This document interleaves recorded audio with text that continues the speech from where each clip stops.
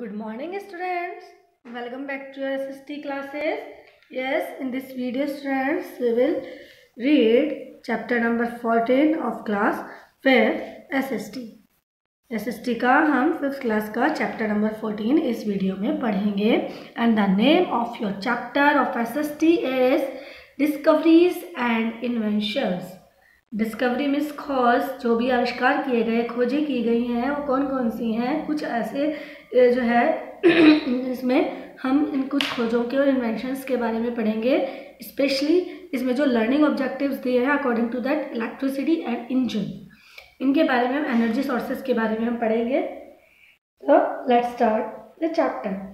History is full of stories and incidents from the lives of great men who led many discoveries and inventions.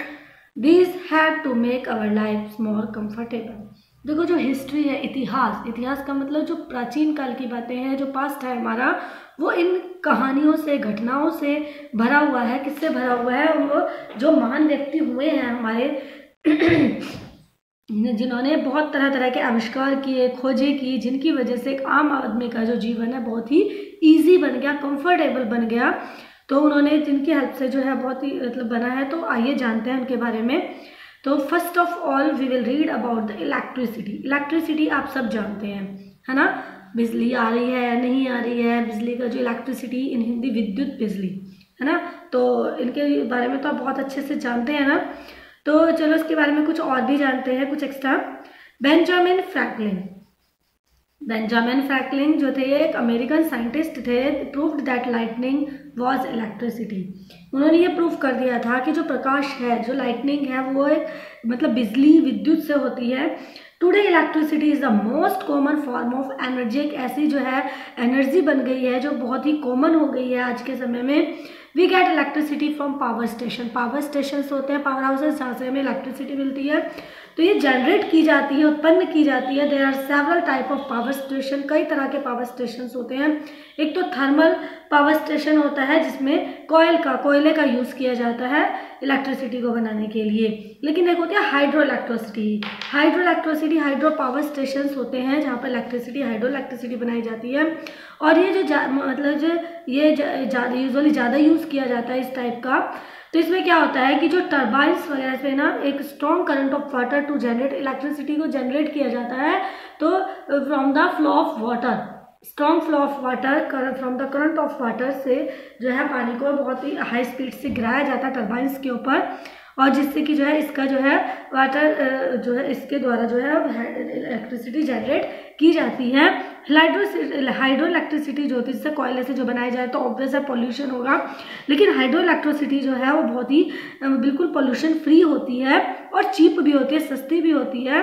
It is also cheaper to generate electricity from water. और पानी से बनाना ज़्यादा सस्ता पड़ता है as a water. जो क्यों? क्योंकि देखो जो कॉयल है वो तो नॉन रिन्यूएबल है. नॉन रिन्यूएबल का मतलब जिसे आप रिन्यू नहीं कर सकते, एक बार ख़त्म हो गया तो हो गया, कभी ना कभी तो ख़त्म होएगा. लेकिन जो वाटर से जो हम इलेक्ट्रिसिटी बना रहे हैं, वाटर जो है रिन्यूएबल है. मतलब कभी भी एग्जॉस्ट नहीं होगा. जब तक लाइफ है, जब तक हम जीवन है इस अर्थ पर, तब तक पानी तो रहेगा ही. Without water there is no life, है ना. तो वाटर जो है रिन्यूएबल रिसोर्स भी है और सस्ता भी पड़ता है इलेक्ट्रिसिटी को जनरेट करने के लिए. तो इस तरह से जो इलेक्ट्रिसिटी करंट ऑफ वाटर जो है, फ्लो ऑफ वाटर से जो जनरेट की जाती है, इसे हाइड्रो इलेक्ट्रिसिटी कहते हैं. Electricity is also use to run home appliances. हम घर में कितनी सारी चीज़ें यूज़ करते हैं इलेक्ट्रिसिटी से जो हम रन होती हैं. नॉर्मली आप सबसे पहले तो आप लाइटनिंग को ही देख लीजिए. जैसे इलेक्ट्रिक बल्ब, ट्यूब्स हम यूज़ करते हैं ना, है ना. तो जो है आप इलेक्ट्रिक जो भी अप्लायंसेस हैं, होम्स हैं, किचन में अगर देख लीजिए आप, जो भी हम यूज़ कर रहे हैं, मिक्सर, ग्राइंडर, सब इलेक्ट्रिकल होते हैं इंस्ट्रूमेंट्स. तो ये सारे हम अप्लायंसेस यूज़ करने के लिए इलेक्ट्रिसिटी का यूज़ किया जाता है. It is also use to run. और जैसे फैक्ट्रीज़ हैं, जो इंडस्ट्रीज़ हैं, वहाँ पर मशीनों को चलाने के लिए भी इलेक्ट्रिसिटी का यूज़ किया जाता है. घर में अगर आपको लाइट करने, जैसे इलेक्ट्रिक बल्ब मैंने बताया, लाइट जलानी होती है, रोशनी करनी होती है प्रकाश के लिए भी गलियों में, शॉप्स में, तो हम इलेक्ट्रिसिटी के द्वारा ही उसको कर पाते हैं, इलेक्ट्रिसिटी एनर्जी के द्वारा. थॉमस अल्वा एडिसन जो थे, देखो उन्होंने इलेक्ट्रिक बल्ब की इन्वेंशन की थी, विद्युत बल्ब, जिसके प्रकाश से उन्होंने पूरी दुनिया को रोशन कर दिया था. दूसरे थे माइकल फैराडे. इन्होंने इलेक्ट्रिक मोटर मोटर का यूज़ किया था जो है। और ये जो अलेसैंड्रो वोल्टा थे, एक इटालियन साइंटिस्ट थे, इन्होंने बैटरी सेल बनाए थे। बैटरी वाले सेल हम यूज़ करते हैं ना, तो वो इन्होंने बनाए थे। This days electricity also generated in the power plants run by nuclear energy. और अब न्यूक्लियर एनर्जी के द्वारा भी पावर प्लांट्स में इलेक्ट्रिसिटी को जनरेट किया जाता है। Scientist are also looking for alternative sources of energy as coal and petroleum are non renewable resources of energy. देखो जो साइंटिस्ट हैं अब कुछ वो अल्टरनेट भी ढूंढ रहे हैं इस एनर्जी का, क्योंकि जो कॉयल है पेट्रोलियम है नॉन रिन्यूएबल है। अगर एक बार समाप्त हो गए सर से तो दोबारा इन्हें पाना जो है वो जो है इम्पॉसिबल है। तो क्योंकि एक लॉन्ग प्रोसेस के बाद हमें ये मिले हैं। Scientist are always looking for some of the alternative sources, जैसे कि है आपको सोलर एनर्जी का यूज़ कर रहे हैं, सोलर पैनल लगे होते हैं ना, और थर्मल एनर्जी का यूज़ कर रहे हैं ताकि जो है इसकी जगह किसी और चीज़ से जो है इलेक्ट्रिसिटी का जनरेट किया जाए।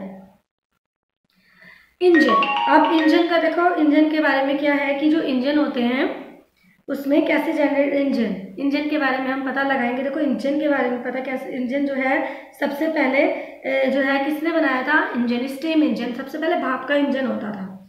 भाप का इंजन जो था उसके बारे में हम मतलब पढ़ा ही है आपने पुरानी बुक्स में। भाप का इंजन जो है वो किसने बनाया था, जेम्स वॉट ने बनाया था इन 1769 में। The steam engine was first used to pump water and run small and big machines. अब स्टीम इंजन जो है पहले तो भाप का जो भाप से चलाया गया था ये इंजन, ये राइट ब्रदर्स थे जिन्होंने इसकी इन्वेंशन की थी।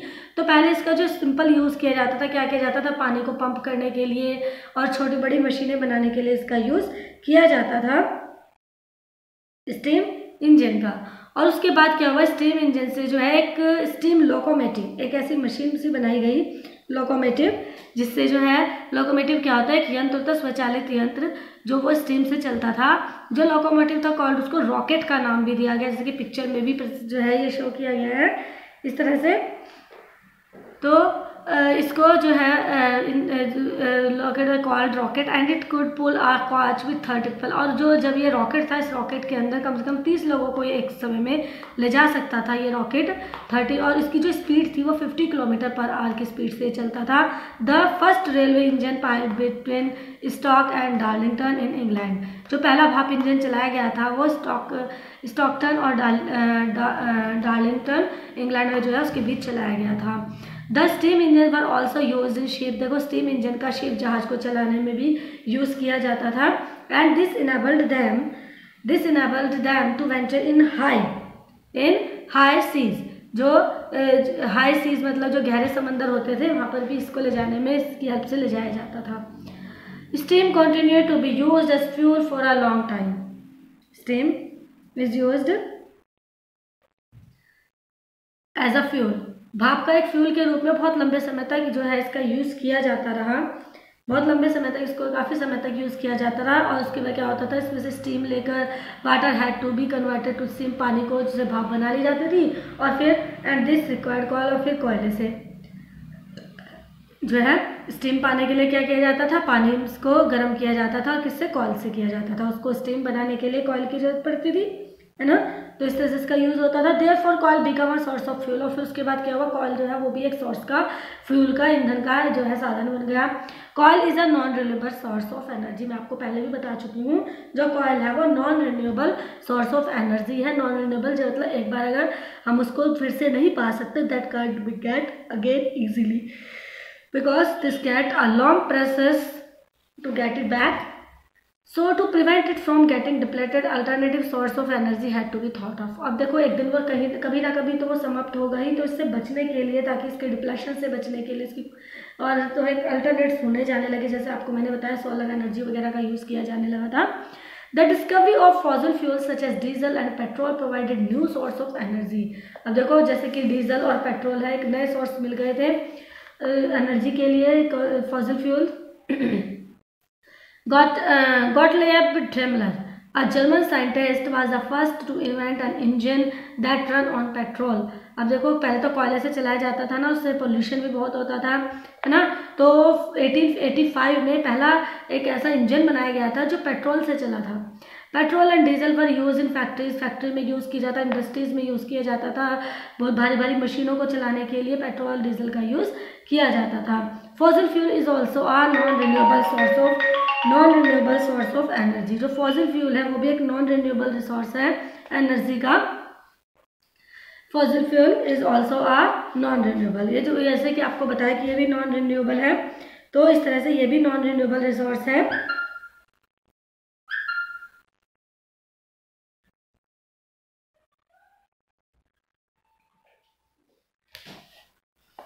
As such मैं search for alternative sources continuous. For example in Indian, देखो इंडिया में क्या था, गांव में जो है बायोगैस भी बनाई जाती थी, उसका यूज़ किया जाता था।